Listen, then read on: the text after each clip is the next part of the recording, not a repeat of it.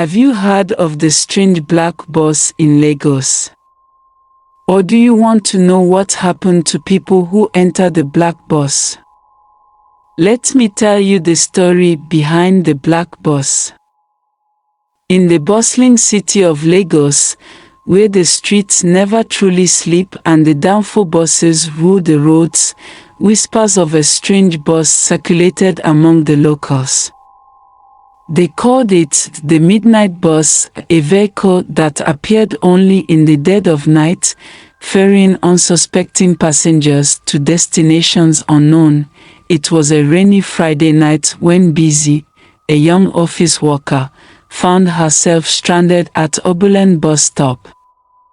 The city had been hit by a sudden downpour, and the usual rush of yellow buses had all but disappeared. Desperate to get home to her tiny apartment in Ikeja, she waited under the flickering streetlight, the rain soaking her shoes. Just as she was about to give up, a sleek, black bus pulled up silently in front of her. Its body gleamed, as though untouched by the grime of Lagos roads. The conductor, a man dressed in immaculate white, shouting Ikeja, "Madam Ikeja, 50 naira, you dey go. Come enter now," said in a calm, almost hypnotic tone. Busy hesitated. A ride to Ikeja for just 50 naira. In Lagos. It seemed too good to be true. But the rain was relentless, and her exhaustion clouded her judgment. She climbed aboard. Inside, the bus was clean and quiet. There were only 5 other passengers, each sitting in silence, their faces shadowed. Busy took a seat near the window and noticed something strange.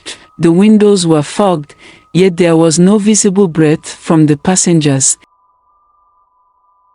The conductor moved to collect fares, and when Busy handed him her 50 naira note, his cold fingers brushed hers.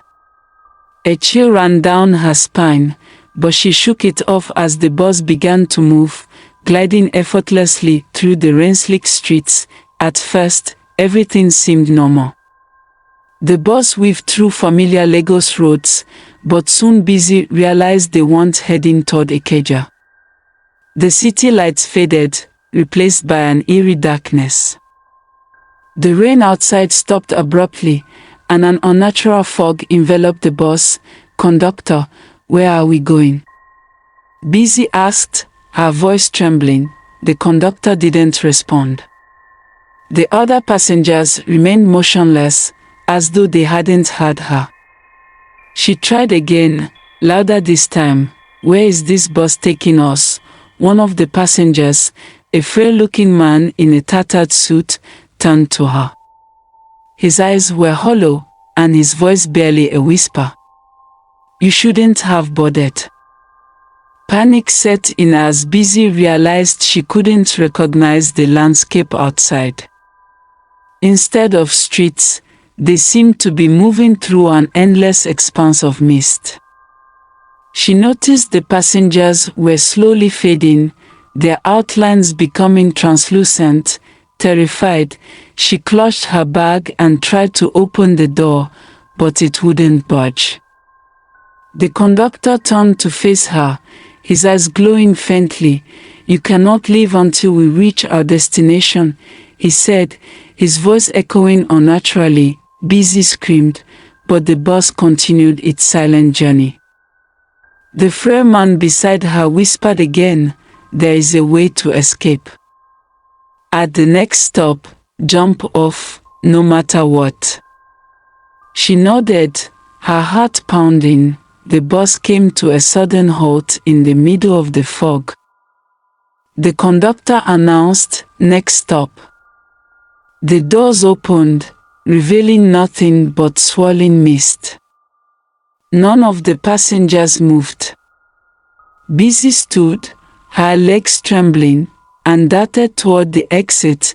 As she jumped, a strong force tried to pull her back, but she fought it, landing hard on the ground. When she looked up, the bus was gone, and she found herself back at Oberland, the rain pouring down as if no time had passed.